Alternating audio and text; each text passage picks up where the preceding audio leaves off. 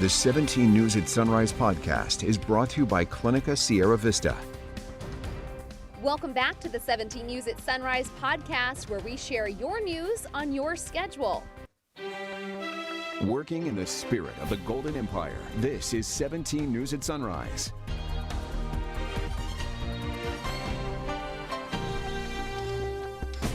Good morning to you here at 5 a.m. Thanks for waking up with us. I'm Maddie Jansen alongside Alex Fisher. In developing news this morning, search and rescue crews say they're looking for a man who potentially drowned in the Kern River last night. Firefighters got the call around 7:30 that a man swimming in the river between Hart Park and the soccer complex reportedly lost consciousness and slipped beneath the surface of the water. Family members tried to pull him out, but the current was just too strong. Officials believe the current pulled the man down under a canopy of trees in the river. City firefighters and county search and rescue walked the riverbank for 2 hours last night, but saw no sign of the victim. The recovery will resume this morning. And we continue to follow the latest on that wildfire out of Mariposa County, where the oak fire is burning. At last check, it had burned more than 17,000 acres, making it the largest wildfire we've seen this season. 55 structures have been destroyed. Crews have reached 16% containment. More than 3,000 residents have been forced to evacuate so far. And one resident talks about the impact of wildfires like this that continue hitting California residents. It's really heartbreaking because it's been year after year, and just to think about the entire state here and everywhere else, and, there's been so many fires and so many homes. Officials say the intensity of the oak fire is a direct result of climate change. Meantime, we continue to track the other wildfire burning in the area, the Washburn fire. It is now 87% contained. The community of Wawona will open back up on Thursday as crews contain that fire. The fire advisory for the area is now lifted. Flames have burned more than 4,800 acres. 17 Court Watch now. The Kristen Smart trial continues today in Salinas. Chris Lambert, the journalist behind the popular podcast Your Own Backyard, was in the courtroom yesterday. His podcast is credited with renewing interest in the Smart case. Lambert tweeted that Margarita Campos, Smart's college friend, took the stand yesterday. She says she spent the evening of May 24th, 1996 with Kristen, then separated from her in a parking lot before Kristen walked to a party. She and Kristen had plans to study together the next day, but she says Kristen never showed up. 45-year-old Paul Flores is charged with murder in the disappearance of Smart. He was the last person seen with her after she left that off-campus party. Here at home, a man previously accused of manslaughter and reckless driving is now free after a Kern County jury acquitted him on all charges. Luciano de Jesus was facing misdemeanor charges for his involvement in a 2018 crash that killed a motorcyclist. Prosecutors argue de Jesus recklessly turned left across eastbound lanes in front of James Morse on Olive Drive, hitting and killing Morse. The public defender's office, which represented de Jesus, found an uninvolved witness who testified to seeing a truck sideswipe de Jesus' Lexus just before the crash, causing him to move into oncoming traffic. The jury deliberated for 2 hours before returning the verdicts Thursday. An update this morning on a potential strike by Kern Medical employees. The 3-day strike scheduled for August 8th has been averted as healthcare workers and the Kern County Hospital Authority reach a tentative agreement. The new agreement, which expires June of 25, addresses what workers call a severe staffing crisis through recruitment and retention investments. According to SEIU Local 521, the union that represents Kern Medical workers, the agreement includes significant wage increases, automatic raises, one-time bonuses, and additional salary steps for registered nurses, nurse practitioners, and physician's assistants. The contract ratification vote will take place across hospital work sites later today. 17 News reached out to the Hospital Authority for comment, but we haven't heard back as of news time this morning. And a new update on a Bakersfield man who was reported missing yesterday. Police say 49-year-old Mark Cantrell has been found unharmed. Police say Cantrell was considered at risk due to diminished mental capacity. According to police, Cantrell had last been seen July 24th on Ellen Sport Way near McKee Road before being found early yesterday morning.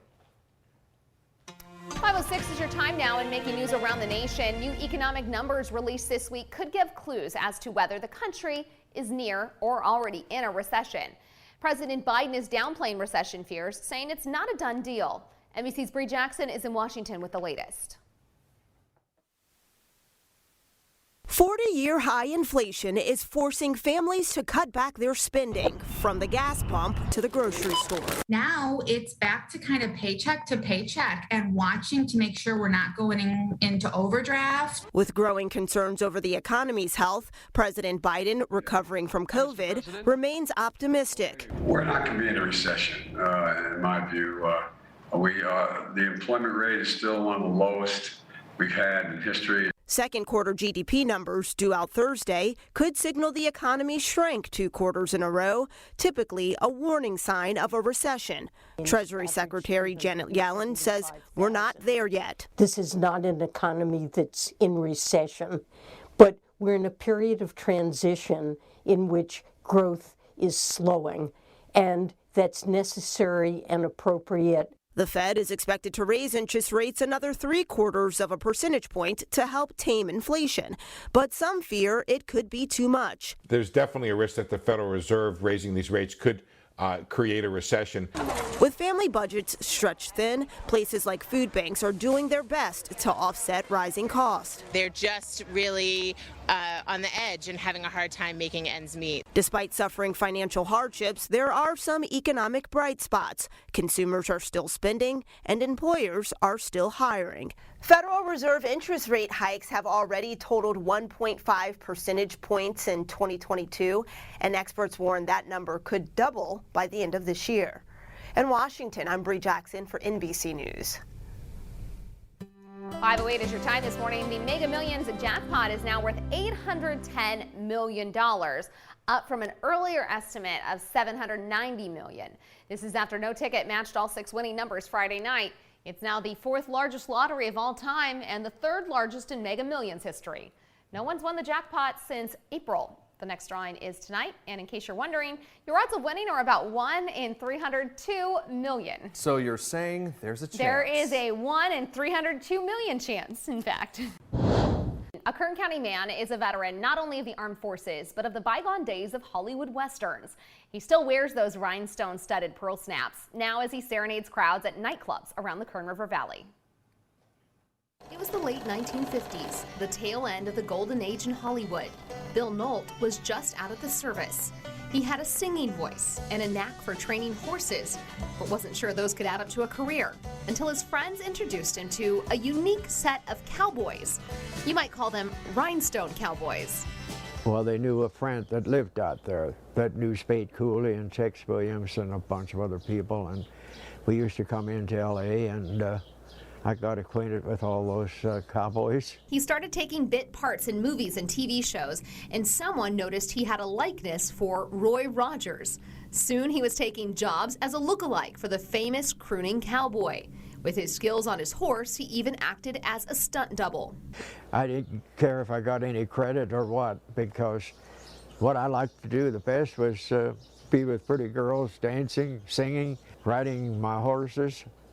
Shooting my .45s. At his home now in Weldon, Bill thumbs through old albums and talks about his favorite memories and his favorite horse, Kokomo. I had a lot of good horses, but that one there is #1. And I taught him all the tricks. He could rear, take a bow, yes and no. He could dance better than me. Gone is the horse. Now he trains his dog Bullet instead. Shake. Okay, now the other one. Good boy. But if you couldn't tell, his thirst for the spotlight remains. Just turn me loose. Let me straddle my old saddle underneath. You can still find this cowboy crooning to crowds, smaller now, at nightclubs around the Kern River Valley. He doesn't sing with a band because his hearing isn't as great as it used to be, but he hasn't let that stop him. Now karaoke is more his thing. My senses can't look at hopples and I can't stand fences. Don't fence me in. Proving you can take the crooner out of the cowboy movies, but you can't take the song out of his heart. And you can catch Bill at the Saloon in Kernville, the Sportsman, Arley's in Lake Isabella, and sometimes Foo Barbecue in Bodfish. If you see him, make sure you stop by and say howdy, as Bill says. A Tehachapi couple has been charged with murder in connection to their baby's death a year and a half ago. It happened in December 2020. Tehachapi police say they went to an apartment on North Mill Street after receiving calls about a baby not breathing. Officials say the 3-month-old infant, identified as Major Bailey, was abused and died from his injuries. About 2 weeks ago, arrest warrants were issued for the baby boy's parents, Mr. Bailey, whom you see here in court, and Sabrina Martinez. Bailey was taken into custody July 21st, but Martinez remains on the run. If you have any information on her whereabouts, you're asked to call the sheriff's office at 861-3110. A new chapter about to be written in this 7-year-old saga over oil drilling permits in Kern County. County supervisors putting out a public notice yesterday announcing they'll hold a public hearing on August 23rd on proposals to remedy flaws in the county's oil and gas permitting ordinance that have been tied up in court off and on since 2015.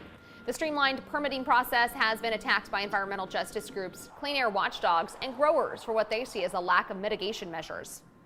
News from around the nation this morning, and a woman is recovering after being shot by a police officer at the Dallas Love Field Airport, where she shot a gun multiple times in the air. Video shows passengers taking cover on the ground inside the airport as the events unfolded. Police say the 37-year-old woman walked into the airport near the ticket counter, went into the bathroom where she changed clothes, and then came out with a gun. At some point, simultaneously, one of our officers is in the area. She produces a handgun and begins firing. Witnesses say the woman yelled something about her cheating husband before she fired several rounds into the ceiling. An officer opened fire, wounding the woman in her lower body. She was the only one hurt in the shooting and is currently being treated at the hospital. Several flights were canceled and long lines formed while passengers waited for TSA to reopen. The Biden administration may soon declare the monkeypox outbreak a health emergency as cases in the U.S. top 2,800. President Biden's also expected to name a national monkeypox coordinator to oversee the response. New cases have been overwhelmingly in the gay and bisexual community, but experts warn the virus is likely to spread to other groups and is transmitted through skin-to-skin contact. The first 2 cases of monkeypox in children were confirmed Friday, likely the result of sharing a household with an infected adult. In coronavirus news this morning, most parents of young children are reluctant to have them vaccinated against COVID-19. That is according to a new survey from the Kaiser Family Foundation. It was conducted online and by telephone from June 7th through the 17th among a nationally representative sample of over 1,800 adults, which included an oversample of 471 parents with a child under the age of 5.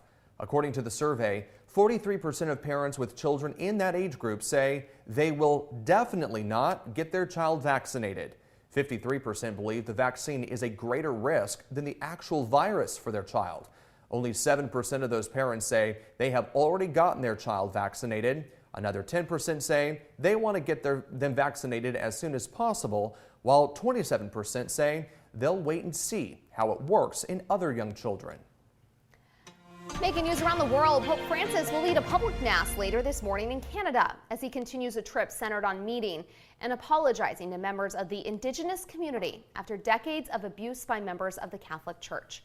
NBC's Jay Gray is in Edmonton with a closer look at what Pope Francis has called his pilgrimage to North America. The slow, somber rhythm of a suffering community greets Pope Francis. The heartbeat of the Indigenous people of Canada, unrelenting even after decades of abuse, acknowledged publicly by the Holy Father as he officially begins what he calls a pilgrimage of penance. I humbly beg forgiveness for the evil committed by so many Christians against the Indigenous peoples. Repeatedly, in strong and direct terms, the Pope apologizes for atrocities carried out by Catholic missionaries, separating more than 150,000 children from their parents and culture to be colonized in residential schools. How children suffered physical, verbal, psychological, and spiritual abuse. His words, emotional and deeply personal for survivors. Visibly trembling, an Indigenous chief gives Francis a traditional headdress.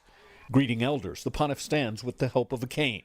Because of health and mobility issues, it's likely one of the few times he'll be seen out of his wheelchair or seat during his 6-day journey. It continues with a public mass at Commonwealth Stadium later this morning. Jay Gray, NBC News, Edmonton. 5:37 is our time now, and if a long nap is part of your daily routine, you may want to power through the sleepiness, as it could potentially save your life. A new study in the journal Hypertension finds that people who typically take a lengthy nap during the day are 12% more likely to develop high blood pressure and 24% more at risk for a stroke. And the risk is even higher if they are under the age of 60. Experts say these individuals might be napping so much because of poor sleep at night. Chronic sleep issues have been linked to increased stress, obesity, high blood pressure, and type 2 diabetes, all of which are factors for heart disease. A new study finds the obesity rate among American children is skyrocketing. Analysts from the Louisiana State University studied the data of almost 15,000 children and teens for almost a decade and found that obesity among children ages 2 to 19 increased from 17.7% to 21.5%, and a surge among girls and boys of more than 3% in that time frame. Sports news now. The NFL is officially joining the streaming service wave, announcing the launch of its own NFL Plus. The service will be available for $4.99 a month or $39.99 a year. NFL Plus offers live, local, and primetime games. It's the same content the league had offered for free on its NFL mobile app for the past several years. The NFL is the last of the 4 major American pro sports leagues to offer a subscription streaming service, and out-of-market games currently will not be available on that service. Also in sports news, baseball's Hall of Fame welcomes 7 new members on Sunday, headlined by Boston Red Sox slugger David Ortiz. He is the first player who was primarily a designated hitter inducted into Cooperstown. He hit 541 homers, the 17th most all-time, and a long overdue honor for Dodgers great Gil Hodges. The Brooklyn and Los Angeles star was posthumously inducted to the Hall on Sunday. Hodges was an 8-time All-Star in his 18-year career. He won 2 World Series titles with the Dodgers and managed the Miracle Mets to another.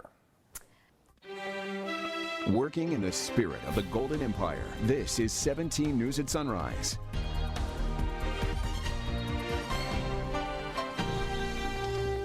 The 17 News at Sunrise podcast is a production of KGET and Nexstar Media Group. For more on all of the headlines in today's show, head to kget.com.